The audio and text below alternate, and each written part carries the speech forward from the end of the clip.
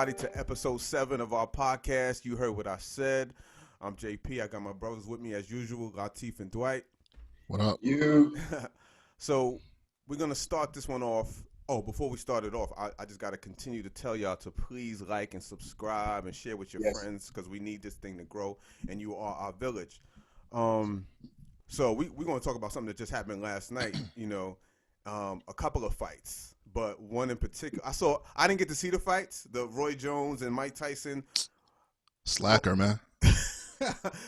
But I saw all the memes, particularly about Nate Robinson. I feel like he stole the show. I saw him more than I saw about Mike Tyson and Roy Jones. Like, y'all saw the fight, though, right? Yeah. Were y'all disappointed? I saw people complaining, like, I can't get my money back. I want my money back. I want my 10 minutes back. Like, what did y'all feel about it? It was old man fighting. Yeah. It wasn't good boxing at all, but I was mad that Roy kept holding. Like, I wanted to see him get knocked out. I did. Mike was trying to fight. But you saw before, I felt like this fight was being promoted pretty well. Like, everybody knew about it. But then I felt like a couple of days before, these rules, a list of rules that came out that we didn't know about. Like, I knew about the rules. You did? I didn't know about most people didn't.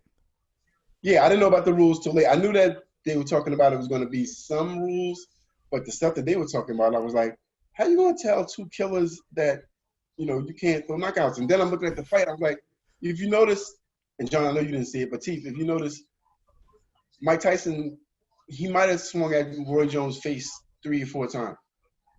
Everything else was to the body. The whole fight? Yeah, that's true. Yeah, most of the stuff was to the body. You know what I'm saying? He really didn't try to, he really didn't try to swing in his head. No, he tried to take his head off a couple of times, though. Mike, for 56 years old, still bobbed. Like, I would not want to stand in front of Mike. He still seems scary. Noah was watching with me. Extremely scary. Noah was like, that's scary. He's like, he's scary. When he was bobbing and coming forward, he's like, yeah. He's like, yeah, Mike moving. He Mike is in here. Have you showed Noah any old Mike Tyson clips before? Yes. Okay. Yeah. I haven't, and I'm mad because I never showed him Roy clips. Because he's like, who's this? I was like, Roy was great. Yeah, right. I was like, Roy played the semi-pro basketball game during the day, and they had a professional fight at that night. And won both. Right? Roy knocked the dude out with 2 hands tied behind his back. That whole night was dope because he came out with Red and Meth. They did the Rottweiler that night. Yeah. And Roy's out there dancing and all that shit. That was in New York. Might have been in the Garden if I'm not mistaken. I think so. Roy was in there dancing and shit. He looked, Roy looked great, and he went out there and took care of business. With that knockout on that boy was like, I remember watching that shit. We like, what is Roy doing? And then afterwards, homie talking about, I seen, the roosters I have. You know what I'm saying? I seen them do this in the fight. I'm like, nigga, roosters ain't even got no arm. What are you talking about? Roy was wild. So how did he look last night, though? I mean, he tried to be the old Roy, like, moving, holding, grabbing. Mike with a no-look punch, yeah. Yeah. Okay. Let me tell you what was cool about last night. The commentators were the greatest shit of all time. Yes. Yeah, this new dude, Israel something, I can't pronounce his last name. But they allowed them to curse and all that like we was in the basement, you know what I'm saying, watching TV. So and then it has and Snoop. Yeah, and Snoop. So listen to them, and Sugar Ray Leonard, who seemed like in between each fight, him and Snoop was going in the back taking care of business because Sugar Ray's laid back anyway, but he was wild laid back yesterday. And he might have been disgusted though. Yeah, and then like 4 times challenged the announcer to a fight. And Sugar Ray, you coming back? Like, only if I can fight you. What? They said like 4 times last night. I'm like, Ray, upset. Like, but it seemed like everybody was having a good, like it was a cool out. Like, right. It wasn't tense. Everybody knows nobody's gonna get hurt. Really, you didn't know what you were gonna see, but it was crazy. And then in between each fight, they had a musical performance. YG performed one time, St. John performed, Snoop performed. So I was like, yo, this. Who was first? It was somebody before YG. I missed the first one. Yeah, I don't know who performed before YG. I know I saw YG, I saw St. John, and then I saw and Snoop did like 4 or 5 songs. Wow. Yeah. Like not over no music, like live, like Wow. just with the Mac, and had an L in his hand the whole time, smoking the whole time. True story. Gotta love that. Yeah, Gotta love that. it's crazy, funny, you know what I'm saying, and entertaining during like. Yeah, I heard some of his commentary. I heard it. Yeah. It was hilarious. Yeah, Yeah. funny. So, the actual Roy and Mike fight was, to be perfectly honest, kind of boring. Because like I said, you could tell they wasn't really trying to hurt each other. You know what I'm saying? And we see Mike and Roy fight when they want to hurt each other, Right. and it was none of that. But I think Roy was hurt. I think Really? I think a couple of them body shots landed. You like, Yeah. Okay. But I mean, I wouldn't doubt it. Yeah, but like I said, that's a testament to, what Roy 51, 52, Mike 56. The fact that they were able to spar for 8 2-minute rounds at that age. And don't get me wrong, in between rounds, you can hear them being winded and all that. But if you try to spar right now, our age, if you try to jump into the ring for 1 3-minute round, Right. Yeah. into that, you can feel it. You know what I'm saying? What was the weight difference? Mike had to have him by something. It wasn't too. It didn't look like much. Oh, it didn't look like much? Okay. Maybe It 10 didn't look like pounds. much. Okay. Yeah, maybe 10 pounds. Mike had lost. They said Mike lost 100 pounds gearing up for this. Yeah. Yeah. So, And Mike was always a right small heavyweight. Yeah. He was always a small. Oh, okay. Yeah. Mike was always 205. You know what I'm saying? 215. 210. And Roy, his walking around weight is probably like 180, 190. Yeah. 180. When he beat John Ruiz, he was 193 the night of the fight. Yeah. Okay. You know what I'm saying? So, Roy was just so fast and so prolific with the punches, like it was tough. But at the end of the day, it was good to see them doing it. With Nate. Wait, did y'all know? I saw some people Knickerbocker online like, yo, Nate is fighting tonight. Like, some people didn't know. Nate had on Mets colors. He had on mixed colors. He ain't play for no Mets. Yeah, exactly. Nate had on New York Islanders colors. He didn't have on the Knicks colors. I didn't even know like the backstory behind it until later on. I looked on Twitter a little bit and I saw that for some reason, I don't even know the origins of it, Nate and this YouTube guy had some beef talking about that, and then it turned into, okay, well, we could box. I heard about it, but then I thought it was going to be for charity. I didn't even know it was going to be on the same card until early in the day yesterday. Wow. But old boy Jake, he got some ring experience though. Yeah. Oh. Yeah. Okay. No, but he's had a few fights. He was 1-0 yesterday before he fought Nate. He might have had amateur fights, but he was 1-0. Yeah. His record is 2-0 now. But he didn't look. Jake looked like he at least had some boxing lessons before. Nate looked like he had an argument in the bar on Super Bowl Sunday, and somebody said, "So we could go outside right now."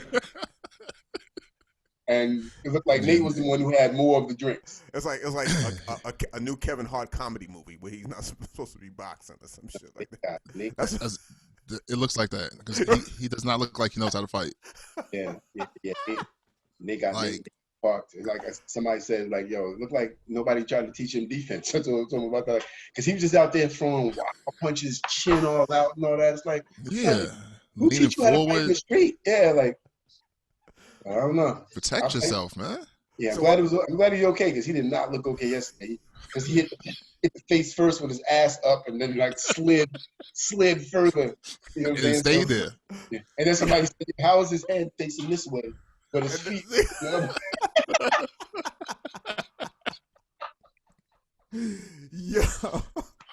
Yo, the internet, man. Let me tell you something. The memes that I have seen from this have been incredible. Yes, like somebody had him on a mattress commercial, a mattress ad. Last night we had like this is when Marquez knocked out Pacquiao. Yeah. And it was a barrage of memes that came after that. That was a Hall of Fame night on all forms of social media. So Nate gave us. I'm glad he's okay. Nate the Trooper for getting in there in his mid-30s. You know what I'm saying? Yeah. Boxing, another grown man because, But that payday they got was kind of weird. No, I heard it was 600,000. I heard it 600. No, I heard they got 100 per round, and then they get some shares of the pay-per-view. I don't know if I got beef enough with somebody to do that at 36, 37 years old. Damn sure not at 50. I'm going in there with a sledge. So wait, 100,000 per round. No, 100. See, that's what I'm saying. I don't believe that. What you mean 100? I saw that. I saw that report. I saw it like 3 times, three different places. You said $100. Wait, hold on. $100 per round? That's what I'm telling you. That gotta be a mistake. Look, that YouTuber dude is a millionaire. You know what I'm saying? Off of that stuff. Right. Unless Nate talked crazy about his mom and his girl and spit on him, that's the only way I can see him saying, "Yo, son, $100 a round is whatever." Nate Robinson, if they get some pay-per-view shares. Yeah, but still $100 a round. You got to give me a little bit more than 10 grand a round. Is the least I can see them saying I'm accepting that for. $100 a round. That's what you get bums out in the street to go in there and fight. Yeah, that sounds crazy. I don't know. I gotta find out. Crazy. I gotta find out because even though on the list, even on the undisclosed list, everybody else's numbers were right. So just they 2 numbers was wrong. So okay, listen. On the same, I saw another list like that, and it said 600, and then it said 600 what? It just said 600. Right, I saw that list. So everybody else's was right on that list, and just their 2 was wrong. So listen, why would a self-made millionaire and Nate, who's in the league for 15 years, even if he don't got all his money, I'm sure he okay. He lives in Seattle, Washington. You know what I'm saying? So it's like he not broke. Agreeing to do that for $100 a round sounds crazy. So I think even though they had everybody else's right, but 600,000 sounds crazy too. Not when Mike and Roy got $1 million. 600,000 don't sound crazy. No, it don't. Yeah, that don't sound crazy. Yeah, that doesn't sound crazy. How much did Badu get? Who? Badu Jack. I don't know, but Badu Jack is also on the downside of his career, and he got 10 times more what the other dude got, and the other dude was up and coming, and Badu put them hands and feet on him and that. Yeah, he did. Let him know. Yeah, let him know. I'm surprised he didn't knock him out. You ain't gonna get your up and coming name off me, Ak. Y'all need to call somebody else. You know what I'm saying? Badu came in there, and then like 3rd or 4th round, you can see that he knew that homeboy couldn't hurt him. And he started, rolling his shoulders a little bit and bullying up a little bit. I'm like, okay, he was surgical with them body punches, though. Yes, he gave dude a lesson. Now, I do give homie credit for staying in there as long as he did, because he could have, midway 6th, 7th round. Yeah, bowed out gracefully. He could have easily said, you know what, I could live to fight another day. But he went out on the shield. You know what I'm saying? You got to respect that. You definitely do. I don't know. I just. When I saw that, because I had no idea Nate was on that card, and when I saw the meme, I didn't know who it was at first. I was like, because I saw a meme first when I woke up this morning. I was like, that doesn't look like Roy Jones or Mike Tyson. And then I saw, like Tracy Chapman. Yeah, I was like, Nate Robinson was fighting, and then it was like Nate Robinson got beat by a YouTuber, right? Yeah. But then somebody was like, well, Nate Robinson's a YouTuber as well, because he got a show on YouTube or whatever. Like he goes to people's houses or whatever, some type of roommate or something. I forget what it's called, some guest show or whatever. But that's crazy. I mean, and the dude, your YouTuber afterwards was really feeling himself because he called out Conor McGregor after that. And somebody should have whispered in his ear like, "Yeah, hold on, Smokey." Like, but Conor, you know why? I don't know boxing though. I don't know. No, son. And look. Even though Floyd carried Conor, Conor's still nice with them hands in that UFC ring too. So it wasn't like he just went up against one of the greatest ever with Floyd. Floyd made him look like that. Right. If he fought the YouTuber, that was the bad Floyd too. Yeah, exactly. That was bad, out of shape Floyd. Out of shape Floyd. Floyd ain't fought in 2 weeks. Floyd that own a strip club now, Floyd. You know what I'm saying? Floyd's like, I trained 2 weeks before this. Like exactly. But now Conor McGregor is still a lot younger. He closer to the age of the YouTuber than he is to Floyd. You know what I'm saying? Still in shape. You know what I'm saying? I don't think that homeboy mid-30s? Mid-30s? Yeah, Conor probably mid-30s. Yeah. Okay. Yeah. I mean, we'll see. But you know why he did it? Like it's good for the brand. It's good to keep his name out there. It's good, even if it ever, you might think it never happened, but who knows? It could probably happen. Not for nothing. It gave us something to talk about on a slow Saturday night. You know what I'm saying? It was nothing like we can go to went out and party and do other shit. So right, basically. That was enough. Yeah, I was glad Roy and Mike didn't get hurt. I wish I'd have saw a little bit more competitive fight. But it was good to just see them especially Mike. Good to see Mike in a good mind. Like Mike he seemed to be in this element yesterday, even in the before interviews and after interviews. He didn't seem like crazy Mike. He seemed like, I'm good. You know what I'm saying? You know, it seemed like he needed that to, you know, to help him out. Yeah, I like the crazy Mike though. Yeah, I posted one of his shits on IG when he had the yeah. Son, that's one of the greatest rants of all time. Yo. I told niggas it was second only to Puff's rant on my downfall. Oh. That was great. Yes. That's the greatest rant in the history of rants. Well, I don't know because hold up, you got Ric Flair got one or two that they need to be in the top 5, you know, at least. Rants. That's a good top 5 to be in a top 5 rant. The rant that Pusha T had on his joint. You know what I'm saying? Which one? So what dreams are made of? You're talking to the limousine driving, Rolex wearing, like. Rick was on that shit. Like that's one of the greatest rants because that was also on live television. Then you know, Mike's was on live television. Right. You got to get. You know, and Puff just sounded like he was drunk in his feelings at that particular time. Didn't like the shit that people saying. I was like, oh, word, okay. Right. You can't sleep. You can't eat. Yeah, that was great. That's great music. Right. But for Mike to say, "I want to eat your kids," and then say, "Praise be the Allah," and bounce. That's what made it great. And then stepped off. And Jim Gray said, decipher that. Decipher what you can with that. Yo, Mike was a wild. He was a great champ. When it's all said and done, we gonna talk about Mike until we go to the grave. He gave us too many memorable moments. You know what I'm saying? Too many. Shout out to Mike, man. Shout out to Mike and Roy. Yeah, definitely. And Nate. Shout out. Yeah. Feel better, brother.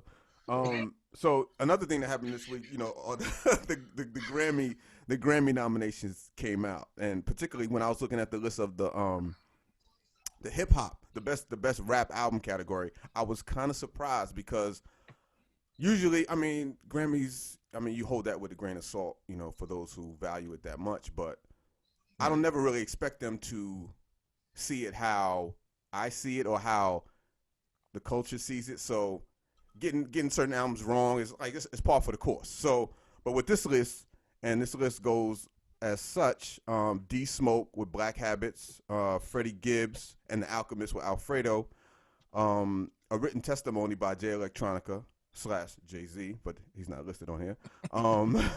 King's Disease by Nas and The Allegory by Royce da 5'9". Like, I haven't heard all of D Smoke's album, but I've heard some, and what I have heard, I really liked. But I've heard the other 4 of these albums, and they're really great albums. And I'm surprised that the Grammys, like, I'm sure there are other people you can replace them with, but ultimately, I'm not mad at this list from the Grammys. Like, I'm not mad at it. So no, we wouldn't be mad at this list. No. Oh, yes, we. That's car music, and that's all who I'm speaking from.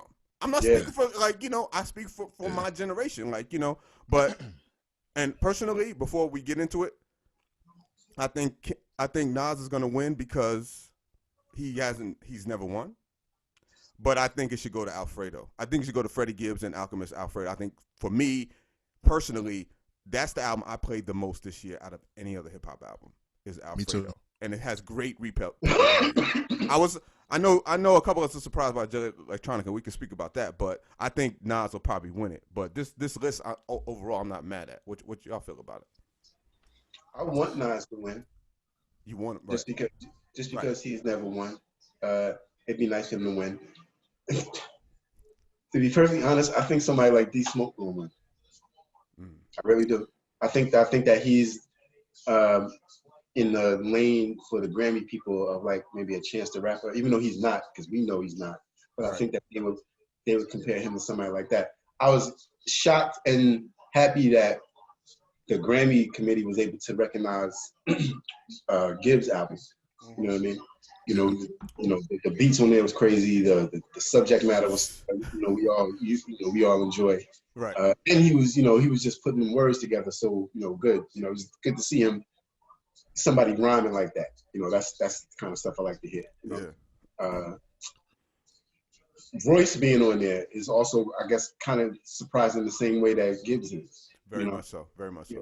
Royce has been great for a long time. So seeing him being able to finally get that recognition, and this one wasn't a album premiere, right? This was just him. Yeah, just him. And if I'm not mistaken, he produced the entire album. Most of it. Yeah. So that's even more of a nod to him. You know what I'm saying? For him to get that. So it was nice to see cats that we, respect for what they do with the pen and on the mic to be able to get the recognition they deserve.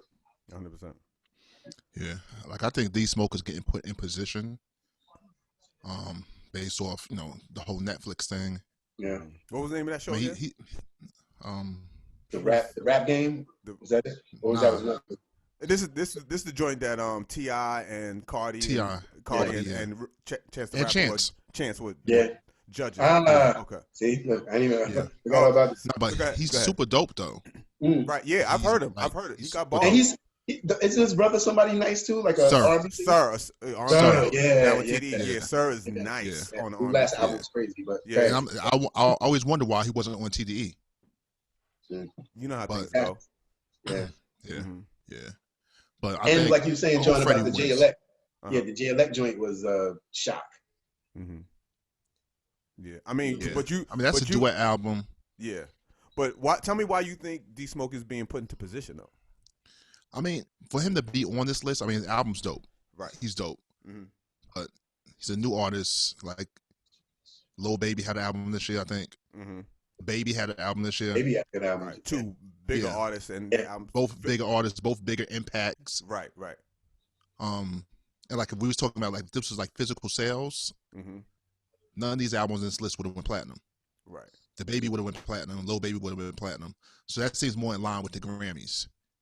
So I think they're trying to like position D Smoke into being like a bigger star.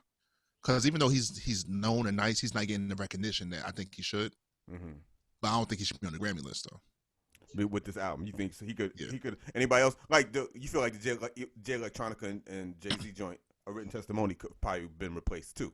Like that's out of all of these, and Allegory, you're right too, Dwight. That's a shock as well. But I'm definitely surprised by the J Electronica being on this list. You know, I'm not mad at Rock Nation. Yeah.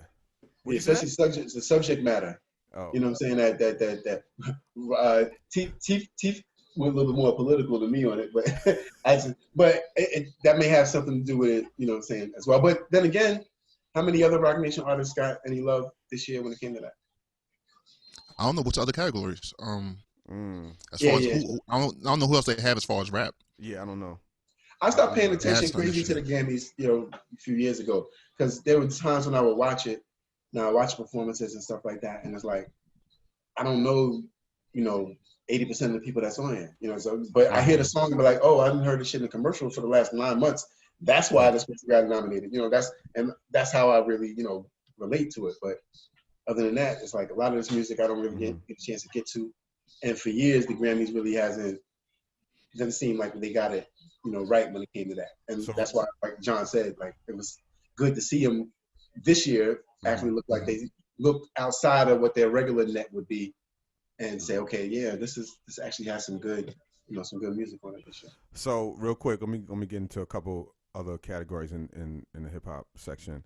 So best rap song, we have The Bigger Picture, Lil Baby, The Box, Roddy Ricch, Laugh Now, Cry Later, Drake featuring Lil Durk, Rockstar, The Baby featuring Roddy Ricch, and Savage with Meg Thee Stallion featuring Beyonce. So those are the best all rap huge songs. All huge records. Yeah. So that's my thing. You got Lil Baby and Roddy Ricch nominated for Song of the Year, right? Twice, but neither one of the album is. Right. That's interesting. So the best. This category is like I don't think I've ever paid attention to this category. It says best melodic rap performance. That's new this year. It's new this year. Okay. Okay. What is a melodic rap? I don't know. Well, let me give you the songs. Rockstar, The Baby. Which one was Rockstar? That was Roddy Ricch's big hit, right? No, this was The Baby. It's The Box. Baby. Yeah. Oh, the Box was Roddy Ricch's. Yeah, The Box was Roddy Ricch, which is on here too. Drake featuring Lil Durk, Laugh Now, Cry Later. Lockdown by Anderson .Paak. And hip hop? Yes. and the Highest in the Room by Travis Scott. Those are the best melodic rap performances. Okay. Now I'm trying. So they're the rappers that don't really rap; they sing, kind of. Right. Mm-hmm. Because I got to listen to Lockdown again. Because I know Anderson .Paak. He's probably the most talented to do that type of thing because he can rap and sing. Yeah. And More talented than Drake? I mean, I'm gonna say more talented, but singing. Like I would give him the edge. Yeah, I would definitely give him the edge with singing, but because he has such a distinct, soulful voice. Yes. Yeah. Which means a lot. So on some Anthony Hamilton kind exactly. Like he can sing a song with Anthony Hamilton and hold his own. Like you know, and we know how good he is. All right, so here we go. Best rap performance. Deep Reverence by Big Sean featuring Nipsey Hussle. Bop by The Baby. What's Poppin' by Jack Harlow. The Bigger Picture, Lil Baby, and Savage, Meg Thee Stallion featuring Beyonce, and Dior, Pop Smoke. Those are the best rap performances. I never heard of Jack Harlow until he was the one who exposed Lemon Pepper Lou for being at Manchester City. I didn't know who the hell they rapper Jack Harlow. I was like, who? Right. But anyway, that's not our target audience, but like the name I'm not familiar with, but everybody else I know these songs. So I mean, who's to say would win? I don't know. I really don't know. So they're gonna get the Pop Smoke. They're gonna give the Pop Smoke. You think? Yeah. I know one thing that box joint. Mm-hmm. I hate the song, like literally hate the song. But if I'd be lying if I say I didn't hear that shit all year long. Whenever it dropped, I'm talking about every time. I don't listen to terrestrial radio like that. You know what I'm saying? But every time the radio was on, it wasn't on for 10 minutes before that box wasn't on. So I'd be surprised if he don't catch one. You know what I'm saying? This year, he had a great year with that song specifically. Right. I haven't listened to all of his album to say whether he should have been nominated or not. You know what I'm saying? I just don't enjoy that music like that. So let me ask y'all this. Let me ask you, Teef. Who do you think is going to win the best rap album category? You think it's going to be Nas, or who you think? I could see him giving it to Nas, being that he's never won like Whiteside. And who do you think should get it out of that? I think Freddie should get it. Freddie had the best album. Yeah, Freddie that's the best. So most complete album. It's unanimous on this panel that we all picked the Freddie Gibbs album. Whether it'll win or not, it probably won't. You know, that's what they won't get right. You know what I'm saying? Like the list is. I'm not mad at the list. It could be you could switch out some things, but I'm not mad at it. You know, as a whole, but getting it right based on the actual body of work and not just the history of potential. You know what I'm saying? Which always plays in. I mean, that's how I felt about when Denzel won for Training Day. You know what I'm saying? I felt the same way. If Nas wins for this, and I mean, no disrespect, King Disease was a good album. But in comparison to Alfredo, I'm a year's tough for me to get, and I love Nas. You know, I'm saying. I mean, there are other albums that be in my top 5 that are in front of Nas that are not on this list. You know, let me ask you a question regarding the Grammys. We talked about this a little earlier. Wait, when did? Hold on. What? When did Nas' album drop? This year. Yeah, like a few months ago. Yeah. Maybe early spring. Early spring. Okay. Well, the cutoff is like October, right? Yeah, early October spring. Something. Yeah, it definitely came out before October. Yeah, it came out before October. It's still November. When did Benny album come out? Benny album came out about a month or so ago. About a month ago. That's different. That's not. Yeah, I can't see that getting to the Grammys anytime soon. Not yet. That and Alfredo is the same. It's the same vein. I agree. But what Alchemist, I think, changes that because of his pedigree. I mean, yeah. I guess I'm not mad at that. I could be wrong. It's crazy that him and Darren are white boys. It's crazy that they're making that kind of music, man. Hey, man. Paul C was a white boy. He came up in the culture, man. Yeah. These dudes really came up in the culture, for real. But what I was going to ask y'all is, every year around award season time, it seems like black folks get their panties in a bunch about whether the people giving the awards, whether it be the Grammys or the Oscars or whatever, did right by us. You know what I'm saying? For lack of, better. It's like, okay, y'all act like the Grammys are not important when they don't give the people that you want, you know, nominations, whatever like that. Mm-hmm. But then it's like you get mad at them for not doing it. You know what I'm saying? Like, which one, you know, which one is it? You know what I'm saying? It's like, I don't understand why they are so intense. I do understand to a certain extent, because the Grammys, I guess, is, of all the musical awards, that is the most prestigious one. Right? So I guess that's the reason why they look for that. But if you think that these people don't have an ear to your culture like they should, why do you still put that much weight into it? But we have the BET Awards, the BET Hip Hop Awards, and the Soul Train Awards. You know what I'm saying? You know, all these are, you know, created, as in the case of the Soul Train Awards, Black-owned venues that would love to celebrate our biggest and brightest. But it seems like we don't go hard to, you know, support them with the attendance like they should. But it seems like we, you know, not we, because I'm not an artist, but it seems like they are on their knees groveling, you know what I'm saying, asking the Grammys for acceptance. And it don't always work out like, you could say I'm a Grammy winner, but that don't automatically, it may put your number up, that doesn't mean people will pay it. So, you know, who knows if that's going to benefit your thing? Like, why wouldn't you go and celebrate with your people who would love to see you there with them on stage? You know what I'm saying? BET Awards is our best award show. Of any award show that we watch, has been the best award show for the last 10, 15 years. So it's like, why hasn't Drake been to the BET Awards? Why? You don't think that they'll celebrate him 1,000% with that? You know what I mean? It's just, but if the Grammys don't take care of us, or the Grammys don't say, hey, you were good, then everybody are so upset. Now, some people have a reason to be upset. We talked about that earlier, like The Weeknd, and, you know, Summer Walker may have an argument when it came to some, you know, some of these stuff. And some rappers may have some argument when it came to some of that stuff, saying, okay, why didn't I make it up there? You know what I mean? But I just think that I get frustrated with seeing that, because I'm like, it's an award show that's created for us, by us, to celebrate us, and y'all shit on it. You know what? And I hear what you're saying, and I totally agree. It's like, why don't we think that way? It's like, as much pride as we all have in our HBCUs, and we know they're not as big as the Ivy League schools, we have pride in it. We should probably have that as much pride as in Soul Train Awards and BET Awards, and hold it in that high of a plateau, you know, of a platform, you know what I'm saying, to really give it that much props. Like, we should. Like, why don't we though? Like, that's one of the greatest questions. I feel like when, you know, it's like a lot of things that are propped us before us, like, this is the big thing. Like, this thing is okay. This is cool. This is nice. But this is the big thing. This is what you want to strive for. I think we get caught up in that. And like, that's the exact reason. It's perception. Right. It's like when you're competing, artists are competing, athletes are competing. So you spend all this time doing a craft, you want the best of the best, or what's considered the best of the best.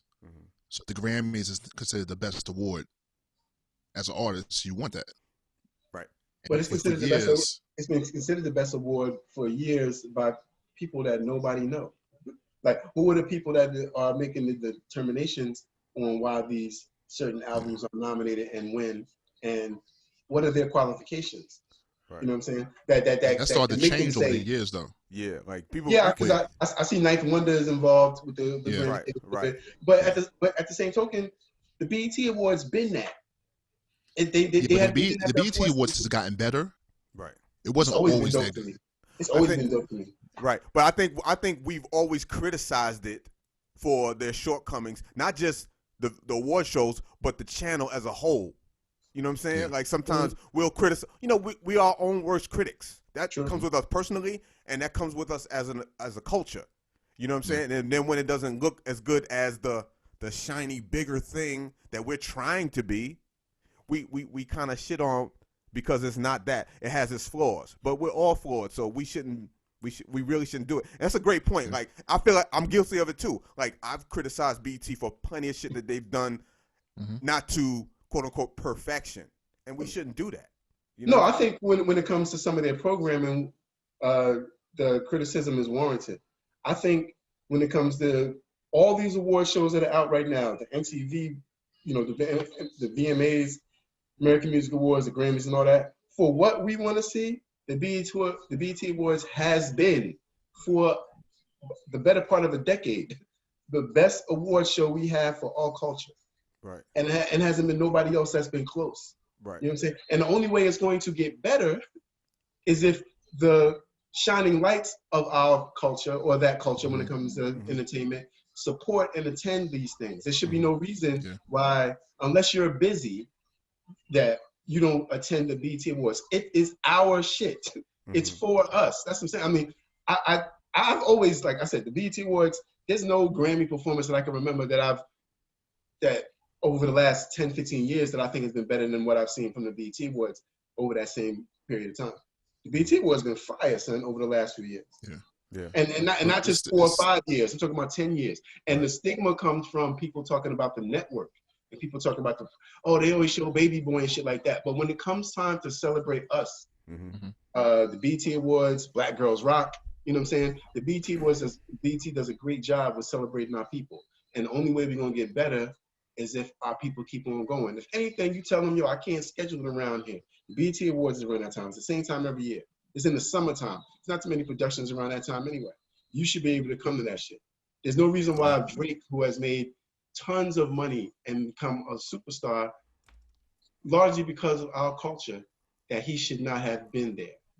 You know what I'm saying? And they shouldn't have to give him a fucking award, a Lifetime Achievement Award or something for them not to do it, for them to do it, for him to attend. Right. Now, at the same token, BET has never given Stevie Wonder a Lifetime Achievement Award, which is bugged out in my mind. He should have been one of the first to get one of anything. So, there's certain things that they have to fix, but how are we going to get better if we don't take care of our own? You know what I'm saying? And I just get frustrated when people crying about the Grammys and shit. I agree. And you got your own that's trying to celebrate you every year. And, y'all too cool to show up. Yeah, I still think it's perception, though. Like, that's what make it better. Some people, no, it doesn't make it better. It's just, like you hear people say sometimes, I don't want to be considered the best black such and such. Right. I want to be considered the best overall. Right. So it's the same like with awards. I don't want they might be like, I don't want the black award. I want the overall award. You know what's crazy? The white people that beg for acceptance from us would love a fucking BET award. I mean, Justin Bieber would love to go on that stage and thank everybody in front of these. Right. But let's not forget though that with all, like you said many episodes ago, Teef. I can say many episodes because we still do this thing. So 5 whole ones ago, man. You know what I'm saying? Many episodes. You said our culture influences everything. Let's not forget that 106 in Park was the #1 show above TRL, MTV TRL. Yep. Let's not forget about that, which is a huge deal. You know what I'm saying? The best black is the best. Exactly. In a lot of things, the best black thing is the best thing. Right. You know what I'm saying? So that's why that's part of what I'm saying. And what you said, Teef, kind of makes my point. We set the bar for a lot of shit.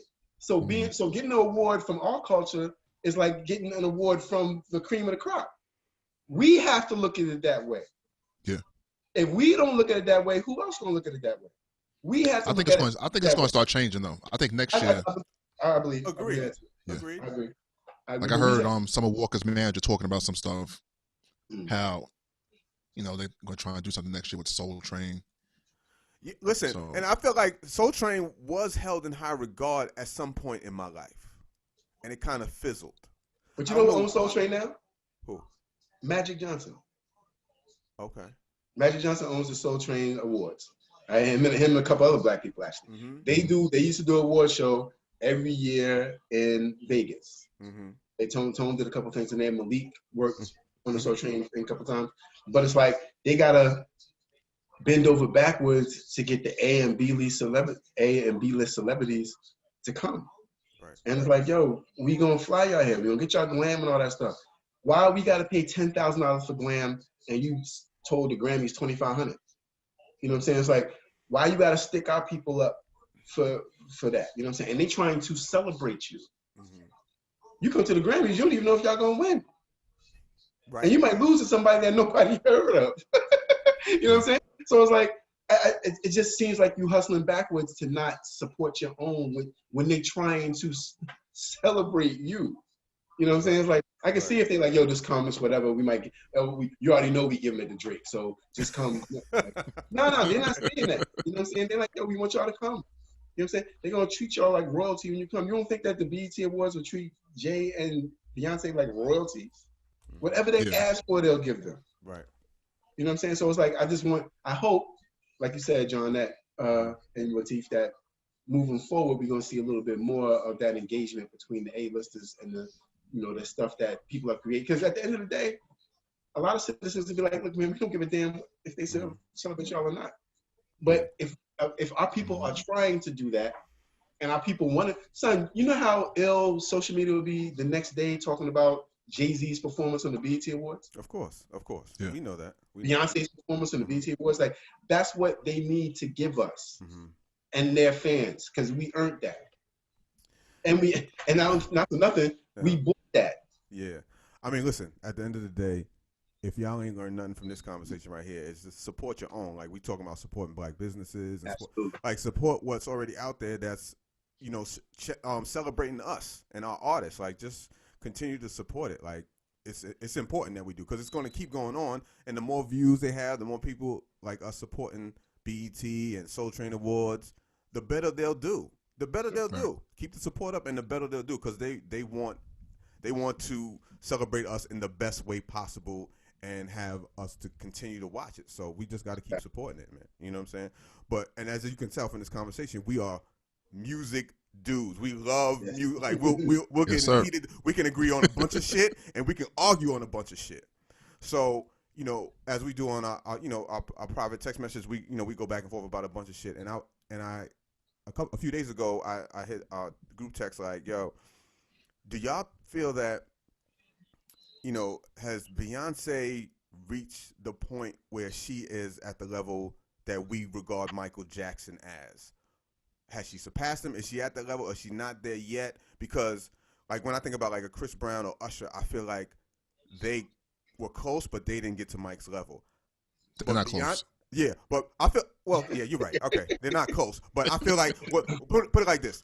To their generations, they are their Michael Jacksons. So, because they say that because they wasn't around when Mike was around. Exactly, that's what I'm saying. Yeah. You know what I'm saying? So, but I feel like there could be an argument for Beyonce, not that I would agree with it, but there could be, like, the success that she has had, her career, it's pretty unmatched. Like, she might have a longer body of work than Mike as a solo artist as far as he's concerned, but the two juggernauts that are Off the Wall and Thriller back to back, that's not fair. Not only that, but listen, Mike is still feeding about 10 to 15 people. Still, what do you mean, feeding? Mike is still feeding 10 to 15 people from his catalog, and he's been going for years. Oh, okay? I feel like it's more than that, but okay. Yeah, I'm saying, Thriller goes platinum every year. Yes, exactly. Not only that, but until Beyonce can go on just a European tour and have grown men and women, 100,000 of them, fainting and shit, crying just at the mere sight of her. But we don't know if that's happened. That's probably happened. Do we know? I don't know. We can't say it has. I don't know if Beyonce getting 100,000 people in Romania to be passing out and shit about. Not that shit she couldn't. I'm just saying, no. If we haven't seen it yet, maybe because they know they can't get that there. I think she's a super duper star. I just think that globally, Mike reached too many people for her to be there yet. I'm not saying she can't get there because she's still young, but I don't think Beyonce's 40 yet. You know what I'm saying? So, she's not. Yeah, exactly. To show, in 5 years with the way she's been moving, she might get to Mike's status. But Mike was a global icon, and I think Beyonce is a cultural icon. She may get globally and shit like that, but I think Mike is just just too much history there from him being a young man. I feel like because of Mike and because they both came from groups. They were both the stars in those groups. Yes. Kind of like Diana Ross was. You know what I'm saying? And they dads controlled both the right. groups. So, and they became super solo stars. But I feel that, I mean, Mike will always be up there to me. But Beyonce, she's had so many hits, especially later on in her life, where a lot of artists don't have those type of big hits later on. Like, what were Mike's hits at 30, 34, 35, or you know what I'm saying? Like, what were, because his biggest hits. What age was he when he put out Off the Wall? Off the Wall was like, he was 20, right? He's like 20. His 20s. He was that young? No, he was 20 because he was 20 or 21 because he was born in 58. I think him and Prince were born in 1958. 56. 58. No? Oh, was it 56? All right, I mean, we have to look it up real quick, but okay, we're not off. But that alone, to put out Off the Wall at 21 years old. Yeah, he was like 22. 22 so when Thriller came out. So that means he was less. He was what, 25 when he put out Thriller? Right. But put some respect on Quincy Jones' name though, because I mean, that goes without saying. That's a whole nother show. It also took Mike to deliver for 2. So Thriller had what, like 10 singles? 9 songs. Had 9 songs. 9 total songs. 9 total songs. 9 total songs. All of them were singles. Was it at least 7? 7 were singles. 7 singles. 7 singles. Okay, 7 platinum singles, right? I don't know. Probably. Who knows? I don't know. At that point, when there was no streaming, I'm sure. Like Thriller don't count. Thriller sold 60 million records. Why don't it count? Because you're never going to touch it. Nobody's ever going to touch that. Ever. Okay, he still did it. Yeah, nobody's going to touch it. People don't count. You can't. It has to count. You can't use that in an argument. It was out of bounds. He never go singer. He did that, yo. No, that counts. I got 60 on my books. See me. All right, man. No, I got 60 on my books. Oh, no, that's me. Don't count. No, I get. But I know what you're saying, T, because that's such a juggernaut. You know what I'm saying? That's like the end of the conversation. Right. But that is a fist ball beat 'em all. Yeah. So no matter what Beyonce does for the rest of her career, because she doesn't have does she, in your mind, does she have an Off the Wall and a Thriller? My point is no. I'm just saying, like, that complete, like, no. In her catalog, you don't think so? No. I mean, not for us. Some women might say Lemonade. Right. Okay. Yeah, that's true. True. Yeah. True. Lemonade was her quote unquote form 444. That was Beyonce in her. It didn't seem like she was trying to sell records. Actually, what's the one before that? With Drunken Love and Petition. That was the Beyonce album. Right? That album's crazy. Beyonce album. Yeah, that Beyonce album was crazy. Yeah, that one was crazy. Not for nothing. I mean, for us, I think we would probably enjoy that album, Beyonce album, more than the Lemonade album, because the Lemonade, I think, was made for a specific group. You know what I'm saying? Not that we couldn't enjoy it either. People that kick men in elevators. Yeah. You know what I'm saying? But that was made for a specific group for them to enjoy it. You know what I'm saying? You're a wild boy. Wild boy. Wild boy. Oh God! I mean, listen. I mean, I feel like, to me, like, you're right, Teef. It's unfair because of Thriller, and most, that'll take us in another conversation when I talk about between Off the Wall and Thriller. My choice is Off the Wall, but me too.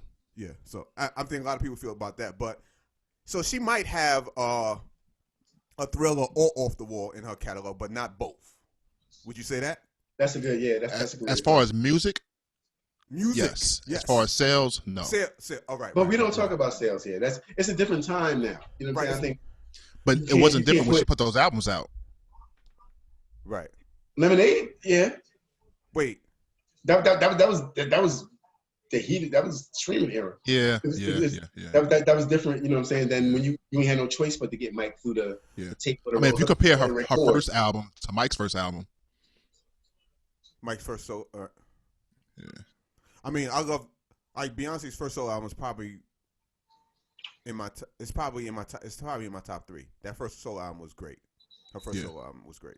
So I mean, that first solo album, I remember watching the I said, when Kelly and Michelle saw that Crazy in Love video, they had to be like, yo, we got to figure out something else. She ain't coming back. I remember watching that. Like, I'm sitting there watching that. She looked amazing in that video. So that's like another thing. The hair flowing, all that shit, the skin glistening. I'm like, she going. Performance-wise, though, that's another thing, too. Oh, no. She's a Beyonce hands down. Beyonce hands down. Performance. Being able to dance in heels for 90 minutes and sing, too? Yeah. Yeah, her performances are bananas.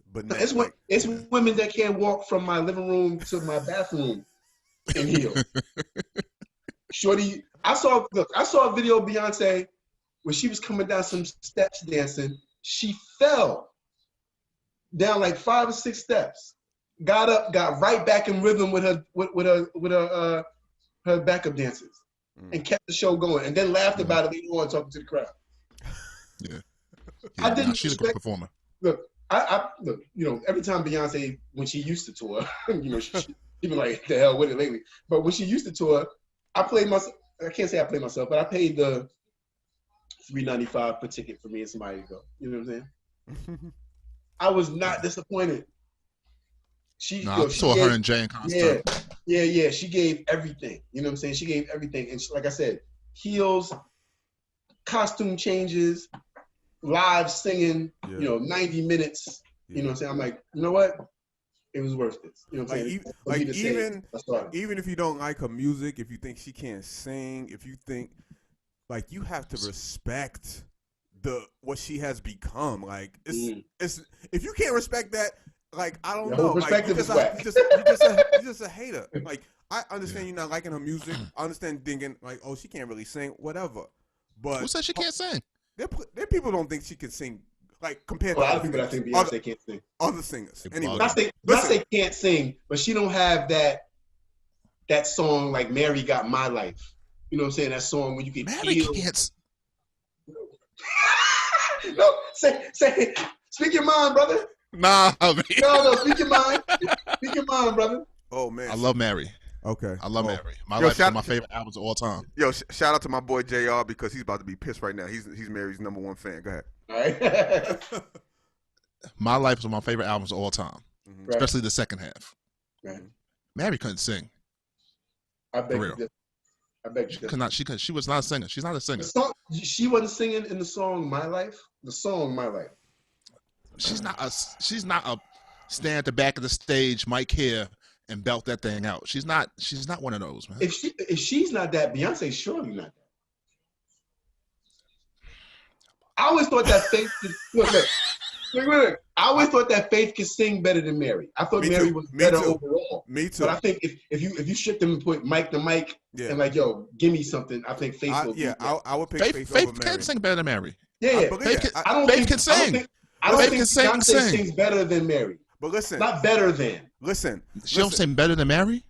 Listen, I think Faith sings better than Mary. I've always said it. I think, yes, but I agree with you.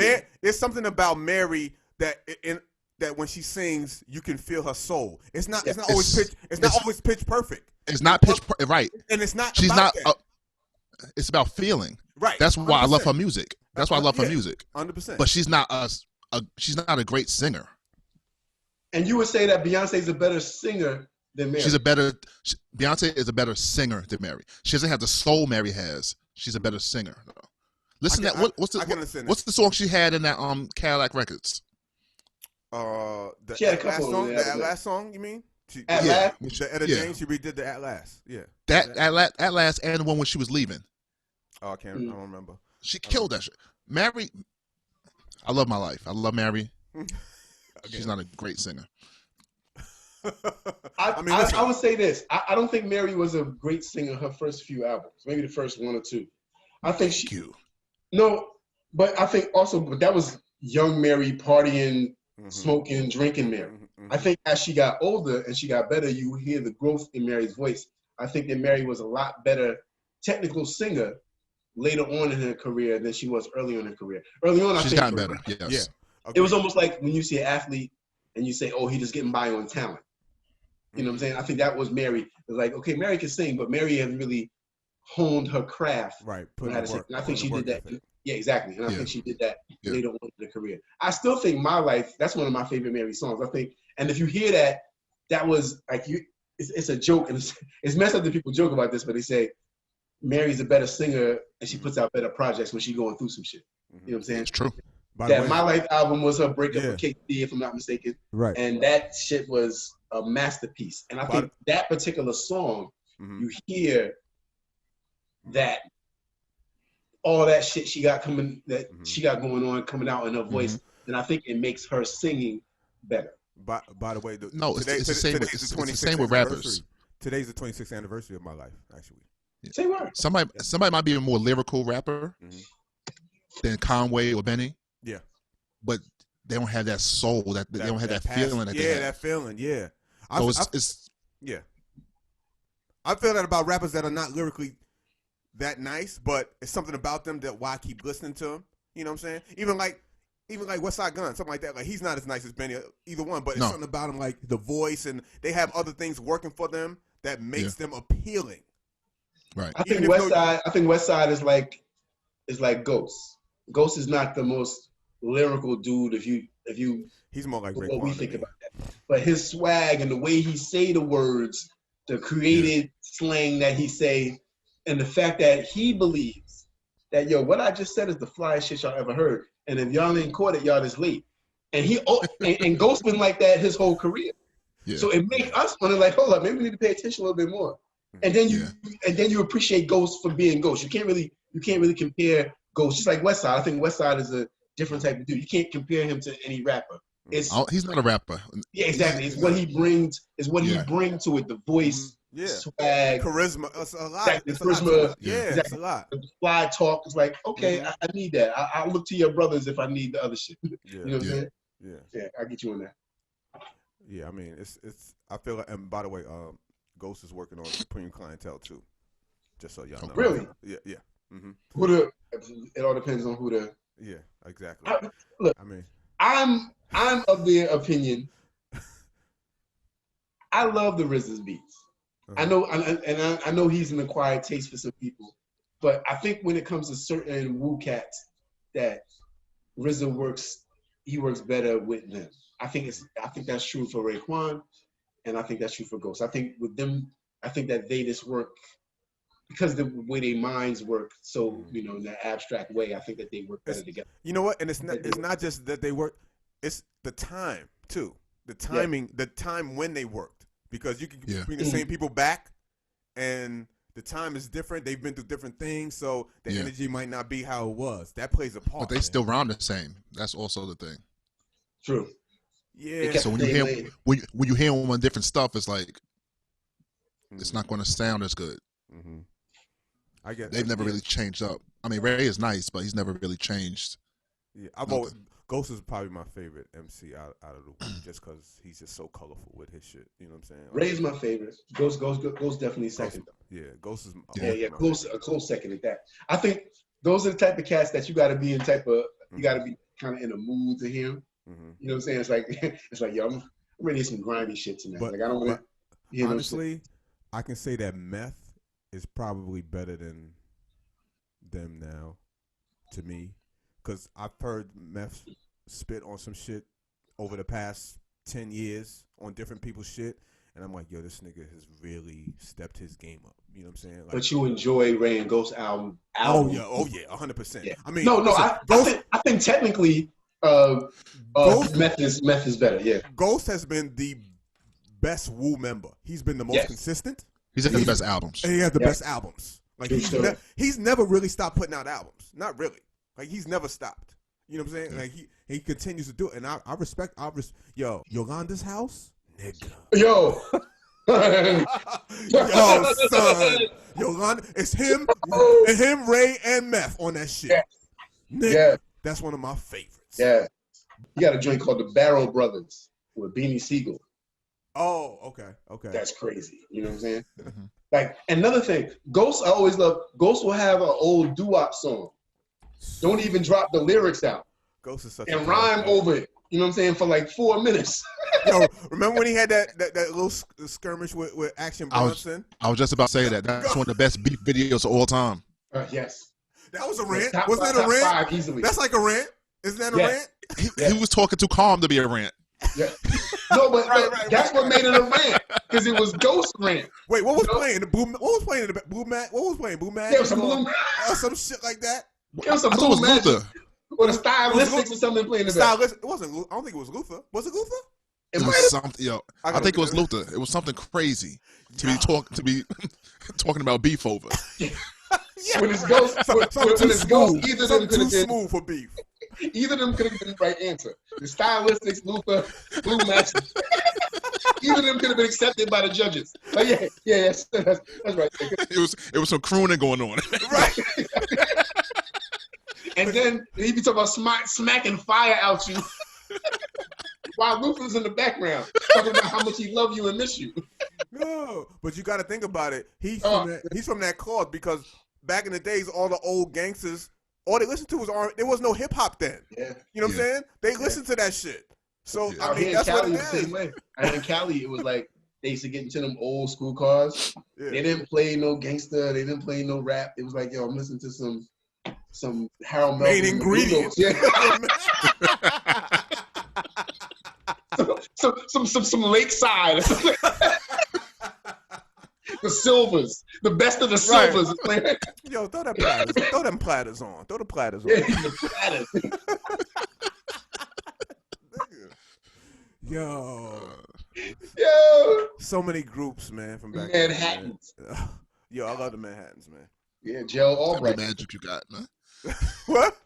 What the? Why you got some blue magic over there? Look. I had some. What was that? It was just gold. I had some honey jack earlier. Okay. You switched to Hawaiian Punch? So to make sure I could stay up for a little while longer, I got some Gatorade to counteract that. Oh, okay. I'm about to say, this nigga done. I had some hypnotic. Hypnotic, nigga. Really, an Incredible Hulk. Yo, listen. If I ever start sipping hypnotic on here, get on the first plane and come over here and dry me out. Just throw me in the shower with the cold water and be like, yo, wife, you need some help, nigga. I'm about to be like, this nigga's drinking hypnotic, but you just really trying to keep your electrolytes up. I get it. Hey, yo, look. Before we go, yo, I have something that I saw, interesting fact, right? Quick. All right. Looking on Facebook, and there was this clip of a segment that was on MSNBC. Okay. It was about a woman who married to a white guy, and they were trying to sell their house. And the first time they had an appraisal for the house, the appraisal was $330,000. Okay. About a month later, she had another appraisal, but this time she took everything out of the house that could have indicated that there was an interracial couple or somebody black in the house. So she took down all the pictures, any artwork or anything that might have been deemed a little African or something. Too urban for them. Right. And the next appraisal was for $465,000. $135,000 difference, almost 40% difference in the appraisal. All because, and the only thing she changed was the fact that she took all of the stuff that could have indicated that somebody black was there. You know what I'm saying? And it's like, I mean, y'all two are homeowners. I've worked in real estate for a while. And I always say, other races think that racism is just calling us niggas. Right. You know what I'm saying? Or us not being able to get a cab. And not realizing how deep systematic, and this is the very definition of systematic racism. Yes. You know what I'm saying? And I just watched her, and she was like, I had to do, and I'm gonna say the quote she said, because this is the thing that piqued my interest. She was like, I didn't really want to do it because, this is my home, you know what I'm saying? This is what me and my family have built, you know what I'm saying? And I still don't know how I'm going to be able to explain to my son forcing our family to go through the indignity of wiping any existence of us in the home that we built to, create for us. And that made me think, like, son, that's fucked up. I have a question. I have a question. So the wife was black and the husband was white. Yes. Yeah. All right. So after the first appraisal, what made her decide to remove? Do you know what made her decide to remove everything to think that was the she talked to the bank, and the bank said to her, like, this is kind of crazy, you know what I'm saying, for this to be this low, you know what I'm saying? Like, even though, like, I don't know, maybe she get a second opinion on it, you know what I'm saying? It just didn't seem right to the bank, you know what I'm saying, when she told them what the appraisal was. Okay. So she was just thinking, what should I do? So when the second appraiser come, instead of it being her and her husband there, it was just her husband there. Yeah. It was just a white guy there. Okay. And then they get the other appraisal for the judge. I'm like, and it's one thing for it to be $10,000-$20,000 difference. You might not have been able to say nothing about that. $135,000. That person who did that appraisal should not be allowed to do appraisals anymore. No, because even racist or not. Exactly. Even if you was trying to be racist, you can't be off by that much. Right. You know what I'm saying? You don't know what the hell you're talking about. Right. But the fact that she had to put herself and her family through that, you know what I'm saying? She was an attorney. Well, she was a housewife who married some rich dude that had money and stuff, and they got pregnant or whatever like that. Like, she's an attorney. She probably put up more money than her husband did. Right. The fact that she had to go through all that just to sell her home was nuts. Not buy a house, sell a house. Oh no, she wanted to refinance. That's what it was. Right. Refinance. And it was just like, I was just thinking about it and wondering how many times Black people and other people of color had to go through that stuff with selling the house and how much money they lost through all those instances that happened. Without even realizing it. Exactly, without even realizing it. I think it happens a lot. It happens a lot. It does. She happened to be the one that said something to somebody to, get a news crew there to get it. But like, it probably happens so many times. And there might be people who change their mind about refinancing or selling once somebody tells them what they could have got.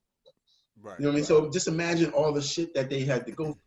You know what I mean? Mm-hmm. And when I hear systematic racism and people don't really understand what they're going through, it's like, that's the shit that it's talking about. I saw another thing where somebody was talking about how this Black female firefighter had to go through racism in her firehouse. And I'm like, we can't even run into fucking burning buildings to save people without having to deal with that. You know what I'm saying? Yeah. It's just, you hope that, all the shit that we've given to this country, at some point they at least give us 10, 15% of that back without us having to deal with all this bullshit. But it's like, I understand why people flip out. People are being on some old fuck this people, fuck that people shit when you got to deal with stuff like that. You know what I mean? It's just disheartening to have to see people go through that. Like a firefighter, like I would think a firefighter would be one of the most respected people out. You know what I'm saying? I'm not running in a burning building. I could count on my one hand of the people I'm doing that shit without thinking about it. Right. You know what I'm saying? So they doing that shit. They doing that shit because they, that's what they want to do. Yeah, that's their calling. And you still got to treat her like she, like she less than for that. It's just crazy that, I see shit when I was just watching. I'm like, man. So did they go back to the first appraiser and ask yo, what? Like, nah, she just didn't do anything about that, and they ended up refining the house. She said what she did was she called the news people to just alert other folks like her, other couples like them, like this type of shit is going on. So always get a second opinion when when you're doing stuff like that. And it's like, now I'm wondering how that happens with all Black couples. Right. And say you're a woke ass all Black couple, you got a whole bunch of, role model bearded, you know what I'm saying, paintings and stuff, Ernie Barnes paintings in your house, a whole bunch of sorority and fraternity stuff in your crib. Like, how are you getting that appraised? Say you live in a neighborhood where it's mostly white, but that's how you're crib. But that's, first of all, that's bad business that's bad business on your part, on the racism part too, because everybody should know artwork, personal artwork It's not come right part of off the the wall. house. Like that doesn't even make sense. Yeah. That doesn't She even took make like pictures down though. Pictures of her and her kids down. Like, Yeah. Not just that, she's taking pictures of family down. You know what I'm saying? There was no trace to her or her kid in the house. Yeah, like they never lived there. And imagine having to do that in the house that you and your wife live at now. Exactly. Or to sell a house. To sell a house. Like what the fuck? I mean, exactly. It's crazy. Like a realtor will tell you sometimes, like try not to be here when people come look at open house. Yeah. And we don't, you don't know why they're saying it. If they're saying it to everyone, right? If they're just saying it to black couples, you don't know. Right, that's true. But it's definitely different, and I'm sure it happens more than we know. Look, I tell anybody who will ever ask me, so look, being black in America, male or female, that shit, we deserve hazard pay for that. Yeah. Because we got to be extra human. And then they expect us to be the bigger person when we hear about this dumb shit. And not flip out, not come to your office and grab you by your goddamn neck when you almost cost me $135,000. Because you don't like the fact that I'm married to my husband. I'm married to my wife. And we a different race. You cost me $130,000 for that? And me coming there and beating your fucking ass is something that would be frowned upon for that? Like, that should be celebrated anywhere I go. Son, look. Son, James Baldwin said one time, being black in America is being in a constant state of rage and not being able to show it. You know what I'm saying? And when I hear stories like that about the, racism with the real estate, which we know is widespread, racism in fire departments, police departments, you know what I'm saying? My stepdad was a cop. Quick, we'll move on. He had to sue his police department for them to give him the promotion that he deserved. Wow. You know what I'm saying? And it's like, he stay there? Yeah, he stayed. Wow. He had been there for 20 years. Yo. You know what I'm saying? Like, you're not gonna chase me away from something that I earned. You know what I mean? But we got to go through all that to get the minimal. And it's not like he just wanted to go from patrolman to sergeant. He was trying to be a captain, a lieutenant, and like that. Patrolman to sergeant. Stop putting me on the beat, walking out here in these streets when I done more to deserve that.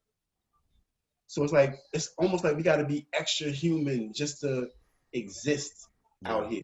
You know what I'm saying? And I remember our homeboy Rob, we had on the, our brother Rob, we had on the show a couple of episodes ago. He said, he always talked about moving away from the country, and we used to be like, I got out of here and shit like that. Like a few years ago, I used to think like that. Now I believe if I had the means, I would scorch the earth getting up out of here. You know what I'm saying? And I love the United States of America. Let me say that for all its warts. All right. You know what I'm saying? We've had a great time here. You know what I mean? Right. Yeah, for all the bullshit that we got to go through. But it's just, I don't want to go through.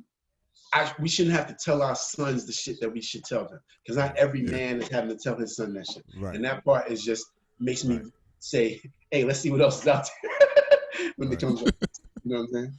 Yeah. But not. Yeah, I didn't want to bring it down, but that just happened to see. That's real shit. Yeah, just having to see that shit over, and then you reading this shit after you already going through shit. Yeah. You know what I'm saying? And you see people that look like you going through shit. Yeah. You're like, damn, on top of us trying to live out this motherfucker with a pandemic and all this other thing, we got to go through that. I got to take the pictures of my son and my family down. That's nuts, man. It's like, that's why I said the word that she used, indignity, was perfect for that. You know what I'm saying? That's indignity. Like, I had to, I can't even feel proud of myself doing that. She didn't even want to tell her son that she had to do that. And where was this at? This is in Florida, I believe. Florida, okay. not surprisingly, but you know what I'm saying. But that shit shouldn't happen. It shouldn't happen anywhere. Yeah, especially now. Yeah, but it still happens. Clearly, I mean, look at the year we've had. So, I mean, you know what I'm saying? Shit. I feel like shit has gotten better over the years, but ultimately, shit is still the same in different ways. Like, we still going through some type of racism, a new form or whatever. But the good thing about the social media thing, we can share what's going on with each other, and people can bond together and, communicate and push to make shit different. You know what I'm saying? And like you said, John, this is the time for us to band together and support each other more now. Yeah. And make it a lifestyle that we doing, not just something that we doing, you know what I'm saying, for a month or some, you know, something like that. Right. So, like, if you ain't going to nothing, support your own, man. Continue to support your own, man. Always. And that includes us as well. You know what I'm saying? Continue to support. Support us first. A nice segue. Share, subscribe, like. We're going to need y'all because we're going to continue to grow this thing and keep bringing y'all good content. You know what I'm saying? So, with that said. And please let us know if there's something that you want us to tackle. Yes. If there's something you want us to talk about. Absolutely. Hit us in the comments. Yeah. Yeah, you get us on, you know, comments on SoundCloud or YouTube or Facebook or wherever we post our joint up. Yeah. Let us know if it's something you want us to talk about, and we'll definitely. Yeah, absolutely. So we want to thank y'all for tuning in again. You know, this is episode 7. You heard what I said. Until next time, y'all. Peace. Peace.